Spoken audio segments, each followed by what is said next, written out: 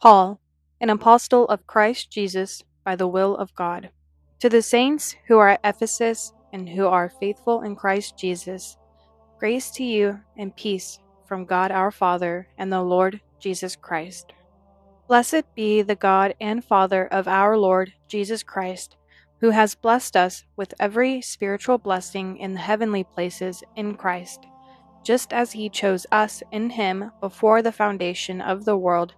that we would be holy and blameless before him in love,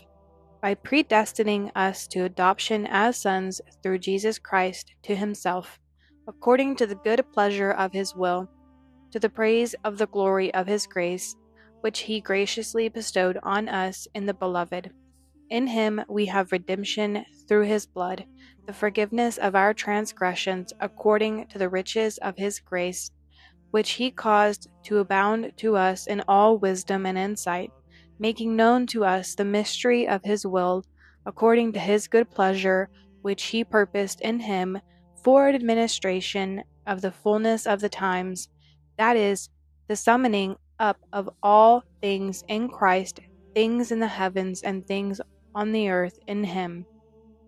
In him we also have been made an inheritance, having been predestined according to the purpose of him who works all things according to the counsel of his will, to the end that we who first have hoped in Christ would be the praise of his glory. In him you also, after listening to the word of truth, the gospel of your salvation, having also believed, you were sealed in him with the Holy Spirit of promise, who is given as a pledge of our inheritance unto the redemption of our God's own possession, to the praise of his glory. For this reason I too, having heard of the faith in the Lord Jesus which exists among you and your love for all the saints, do not cease giving thanks for you, while making mention of you in my prayers, that the God of our Lord Jesus Christ, the Father of glory, may give to you the spirit of wisdom and of revelation in the full knowledge of him, so that you, the eyes of your heart having been enlightened, will know what is the hope of his calling, what are the riches of the glory of his inheritance in the saints, and what is the surpassing greatness of his power toward us who believe, according to the working of the might of his strength, which he worked in Christ by raising him from the dead and seating him at his right hand in the heavenly places, far above all rule and authority and power and dominion, and every name that is named, not only in this age, but also in the one to come. And he put all things in subjection under his feet, and gave him as head over all things to the church, which is his body, the fullness of him who fills all in all. And you were dead in your transgressions and sins, in which you formerly walked according to the course of this world, according to the ruler of the power of the air, the spirit that is now working in the sons of disobedience, among whom we also formerly conducted ourselves in the lust of our flesh, doing the desires of the flesh and of the mind, and were by nature children of wrath, even as the rest. But God, being rich in mercy because of his great love with which he loved us, even when we were dead in our transgressions, made us alive together with Christ. By grace you have been saved, and raised us up with him, and seated us with him in the heavenly places in Christ Jesus, so that in the ages to come he might show the surpassing riches of his grace in kindness toward us in Christ Jesus. For by grace you have been saved through faith, and this not of yourselves, it is the gift of God, not of works, so that no one may boast. For we are his workmanship, created in Christ Jesus for good works, which God prepared beforehand so that we would walk in them. Therefore, remember that formerly you, the Gentiles in the flesh, who are called uncircumcision by the so-called circumcision, which is performed in the flesh by human hands, remember that you were at the time without Christ, alienated from the citizenship of Israel, and strangers to the covenants of promise, having no hope and without God in the world. But now in Christ Jesus, you who formerly were far off have been brought near by the blood of Christ. For he himself is our peace, who made both groups one and broke down the dividing wall of the partition by abolishing in his flesh the enmity, the law of commandments contained in ordinances, so that in himself he might create the two into one new man, making peace, and might reconcile them both into one body to God through the cross,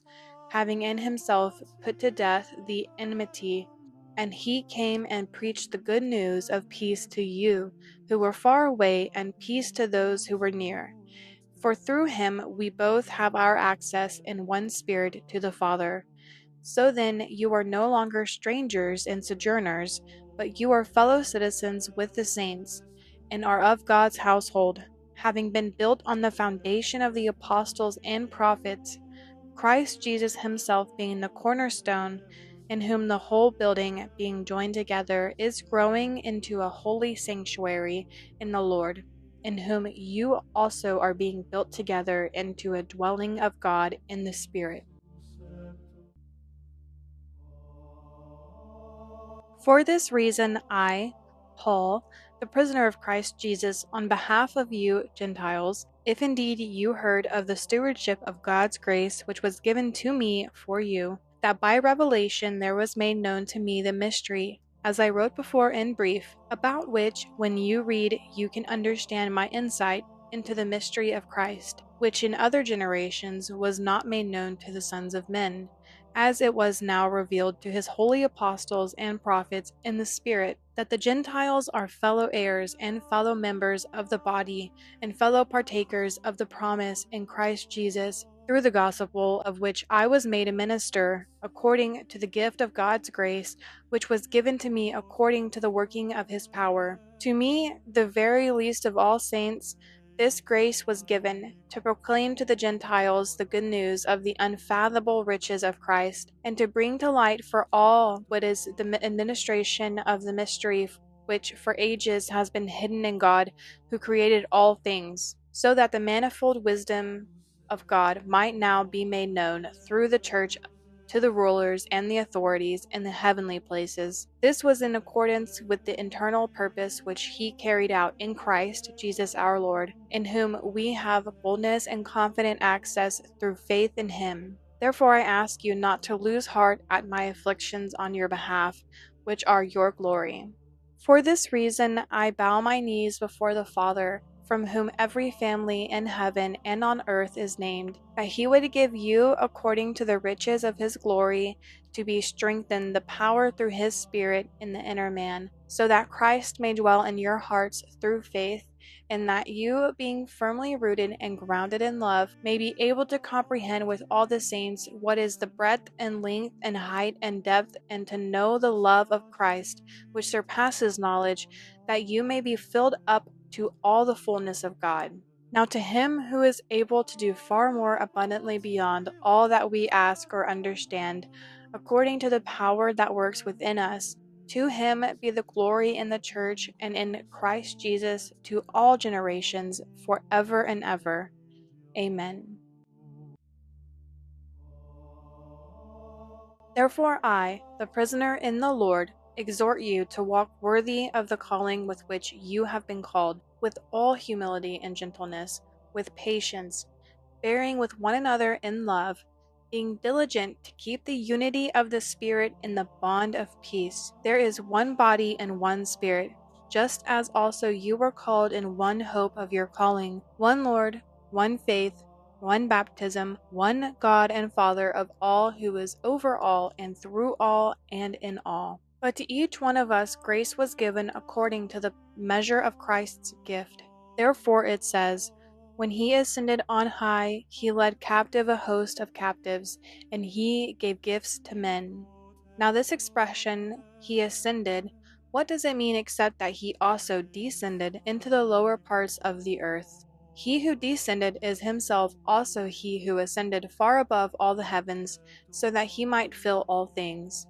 And he himself gave some as apostles, and some as prophets, and some as evangelists, and some as pastors and teachers, for the equipping of the saints,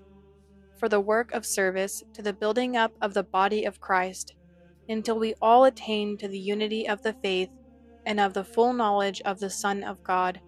to a mature man, to the measure of the stature which belongs to the fullness of Christ, so that we are no longer to be children, tossed here and there by waves and carried about by every wind of doctrine, by the trickery of men, by craftiness and deceitful scheming. But speaking the truth in love, we are to grow up in all aspects into Him who is the head, that is, Christ,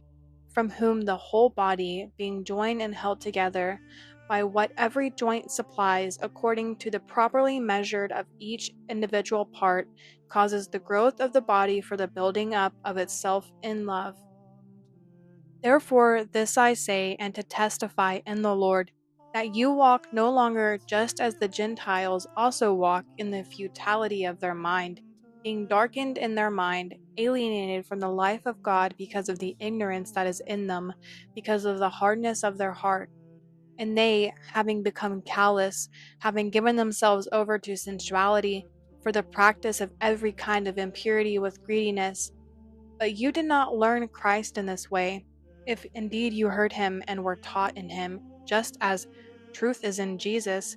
to lay aside, in reference to your former conduct, the old man which is being corrupted in accordance with the lusts of deceit, and to be renewed in the spirit of your mind, and to put on the new man, which in the likeness of God has been created in righteousness and holiness of the truth.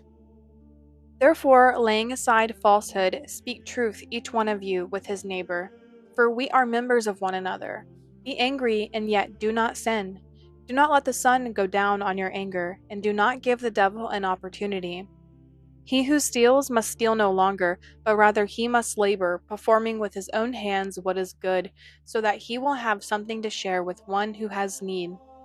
Let no unwholesome word proceed from your mouth, but only such a word as is good for building up what is needed, so that it will give grace to those who hear. And do not grieve the Holy Spirit of God, by whom you were sealed for the day of redemption. Let all bitterness and anger and wrath and shouting and slander be put away from you, along with all malice. Instead, be kind to one another, tender-hearted, graciously forgiving each other, just as God in Christ also has graciously forgiven you. Therefore, be imitators of God, as beloved children, and walk in love, just as Christ also loved us and gave himself up for us, an offering and a sacrifice to God, as a fragrant aroma. But sexual immorality or any impurity or greed must not even be named among you, as is proper among saints, nor filthiness and foolish talk, or coarse jesting, which are not fitting, but rather giving of thanks. For this you know with certainty, that no one sexually immoral or impure or greedy who is an idolater has an inheritance in the kingdom of Christ and God. Let no one deceive you with empty words, for because of these things the wrath of God comes upon the sons of disobedience. Therefore, do not be partakers with them, for you were formerly darkness, but now you are light in the Lord. Walk as children of light, for the fruit of that light consists in all goodness and righteousness and truth, trying to learn what is pleasing to the Lord. And do not participate in the unfruitful works of darkness, but instead even expose them. For it is disgraceful even to speak of the things which are done by them in secret. But all things become visible when they are exposed by the light, for everything that becomes visible is light. For this reason it says, "Awake, sleeper, and arise from the dead, and Christ will shine on you." Therefore, look carefully how you walk, not as unwise, but as wise, redeeming the time because the days are evil. On account of this, do not be foolish, but understand what the will of the Lord is. And do not get drunk with wine, for that is dissipation, but be filled with the Spirit, speaking to one another in psalms and hymns and spiritual songs, singing and making melody with your heart to the Lord, always giving thanks for all things in the name of our Lord Jesus Christ to God, even the Father, and being subject to one another in the fear of Christ. Wives, be subject to your own husbands as to the Lord. For the husband is the head of the wife, as Christ also is the head of the church, he himself being the Savior of the body.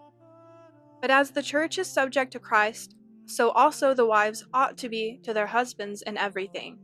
Husbands, love your wives just as Christ also loved the church and gave himself up for her, so that he might sanctify her, having cleansed her by the washing of water with the word, that he might present to himself the church in all her glory, having no spot or wrinkle or any such thing, but that she would be holy and blameless.